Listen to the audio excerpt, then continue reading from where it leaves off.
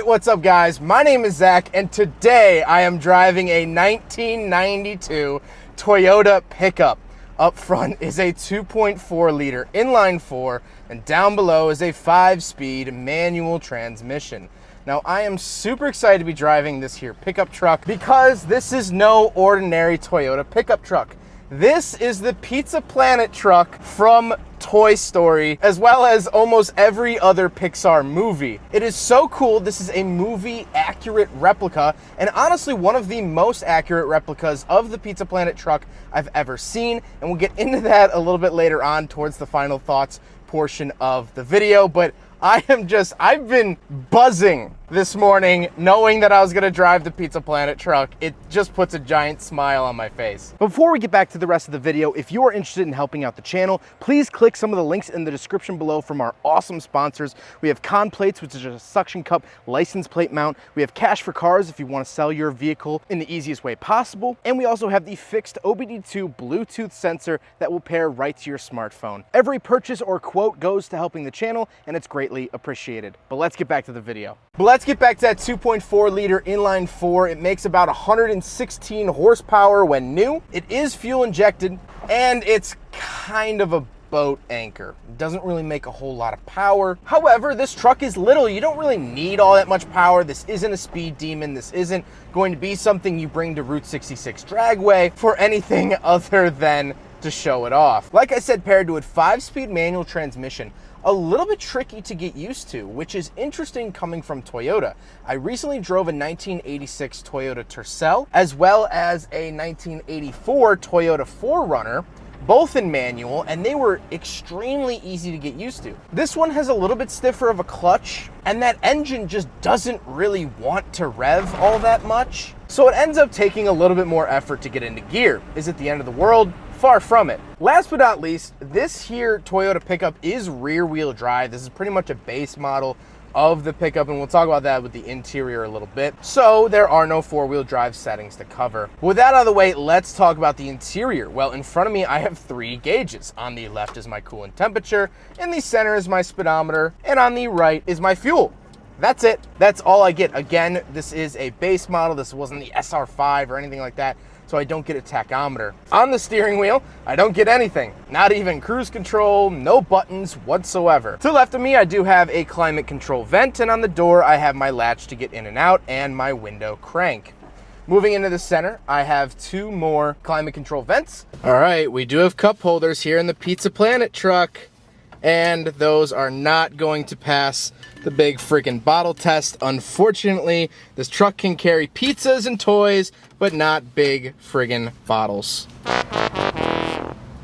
The climate controls themselves, along with a digital clock, which is very, very nice, and a lot of cars from this era had that. I'm surprised it's not a quartz clock. And then I have a aftermarket radio because most radios from the 90s were pretty garbage. And then I have a 12-volt outlet and ashtray. The shifter looks and feels very Toyota. It has great feeling going in and out of the gates.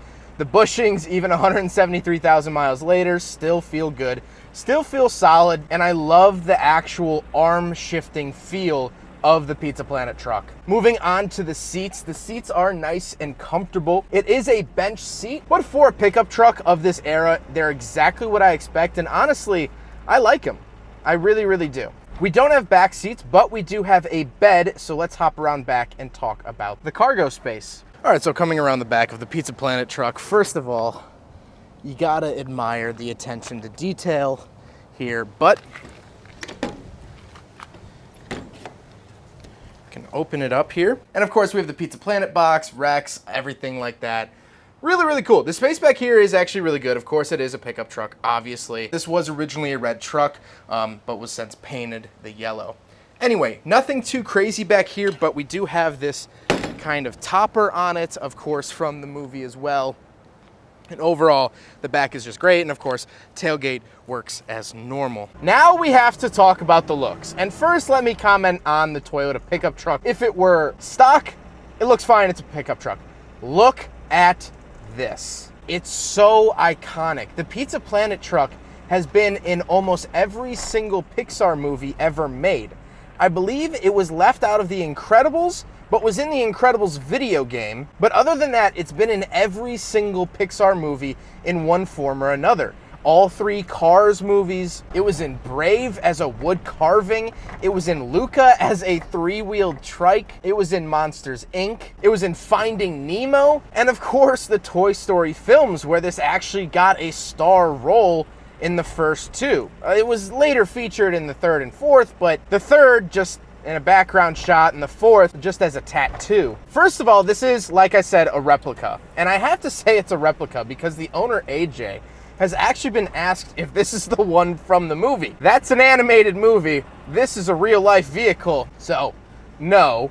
But it's actually a really well-done replica. The Pizza Planet rocket on the roof is actually 3D printed, which is really, really cool. However, this one currently does not light up, but the owner is looking to swap it out for one that does. The "How's My Driving" sticker on the back is movie accurate. The yellow with rusted paint is movie accurate, which is funny because this was actually originally an Arizona pickup truck that's rust-free, but it was brought up here to Illinois and given fake rust. The owner could have just left it on the street for about 45 minutes during a snowstorm and it would have looked like this naturally. Also, technically, in order to be fully movie accurate, it would have to be a 1978 Gyoza Mark 7 light hauler pickup truck, which that is a fictional manufacturer. And something to point out, I definitely think in the movies it was originally meant to be a Toyota, but they switched the name for copyright, because if you look on the tailgate, if you were to overlay the fictional name, it would be off center, but if you overlay the Toyota name, it is centered.